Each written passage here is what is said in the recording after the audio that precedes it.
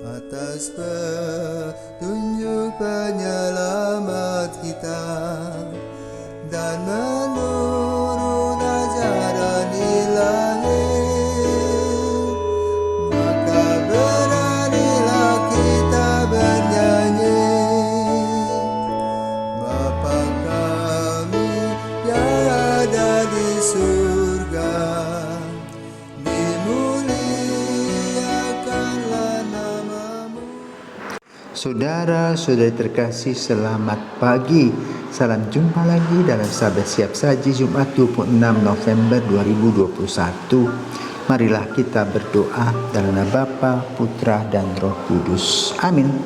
Bapa yang Maha Kuasa, Engkau berkenan menganugerahkan iman, harapan, dan kasih akan Dikau ketika aku menyadari penyelenggaraanmu dalam hidupku dari hari ke hari.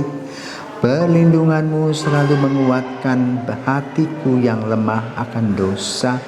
Dampingilah aku dalam menjalankan hari ini, agar aku peka akan kehendak dan rencanamu bagiku. Demi Kristus Putramu dan pengantara kami, kini dan sepanjang masa. Amin. Tuhan bersamamu dan bersama rohmu. Inilah Injil Yesus Kristus menurut Lukas. Dimuliakanlah Tuhan. Lukas bab 21 ayat 29 sampai dengan 33. Pada waktu itu Yesus mengemukakan perumpamaan ini kepada murid-muridnya. Perhatikanlah pohon ara atau pohon apa saja. Apabila kalian melihat pohon-pohon itu sudah bertunas, kalian tahu dengan sendirinya bahwa musim panas sudah dekat. Demikian pula jika kalian melihat hal-hal itu terjadi, ketahuilah bahwa kerajaan Allah sudah dekat. Aku berkata kepadamu, sungguh angkatan ini takkan berlalu sebelum semuanya terjadi. Langit dan bumi akan berlalu, tetapi sabdaku takkan berlalu. Demikianlah Injil Tuhan, terpujilah Kristus. Saudara-saudaraku terkasih, kalau kita tinggal di Eropa, pada hari-hari ini kita akan merasa bahwa angin menembus kaki kita.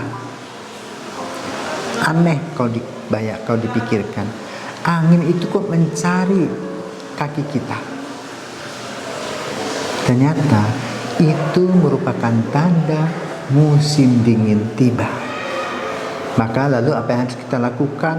Kita menggunakan kaos kaki, long john, dan sebagainya untuk kita bisa hidup, tidak kedinginan. Juga kita siapkan penghangat supaya kita bisa tidur dengan lelap, karena penghangatnya membantu kita tidur. Ini merupakan tanda-tanda alam. Demikian pula ketika musim gugur tiba, apa yang terjadi di alam Eropa? Daun-daunan berubah warna, begitu indah. Ada yang berwarna biru, merah, oranye, kuning, berbaur menjadi satu. Tapi sudah itu mereka rontok satu persatu. Dan yang tidak rontok hanya pohon cemara, maka disebut evergreen, senantiasa hijau. Yang ketiga, ketika musim dingin sudah lewat, lahirlah musim semi. Di sana tumbuh-tumbuhan mulai bertunas satu-satu. Lahirlah juga anak-anak binatang atau siapa saja yang mewarnai kehidupan. Di Indonesia kita juga diberikan tanda. Bila flamboyan itu mulai berbunga, itu merupakan tanda apa? Musim panas tiba. Artinya kita harus perhatikan air, supaya air yang biasa kita dapatkan itu tetap sesuai dengan volume yang kita perlukan.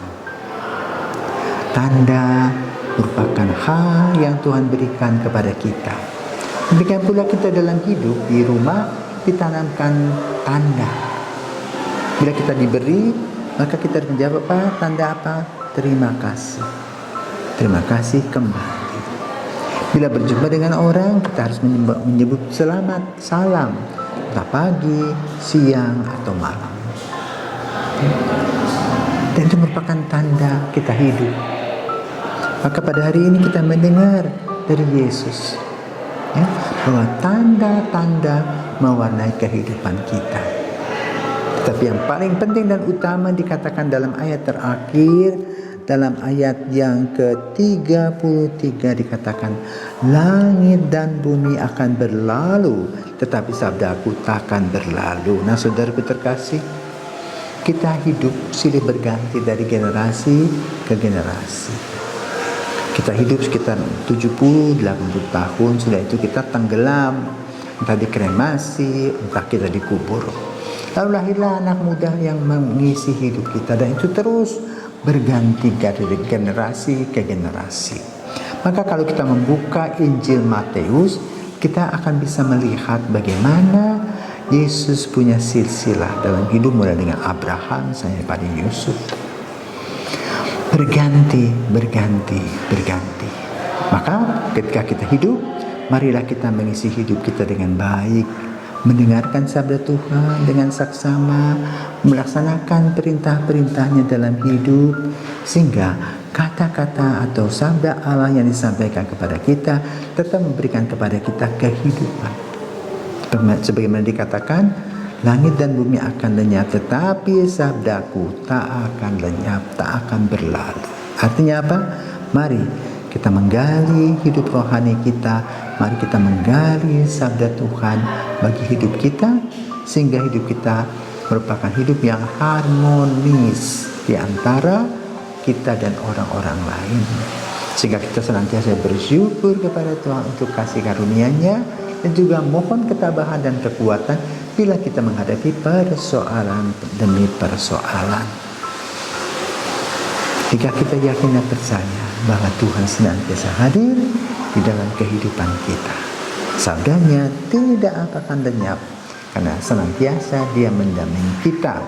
Mari kita rasakan pendampingannya dalam langkah-langkah dalam hidup kita. Selamat pagi.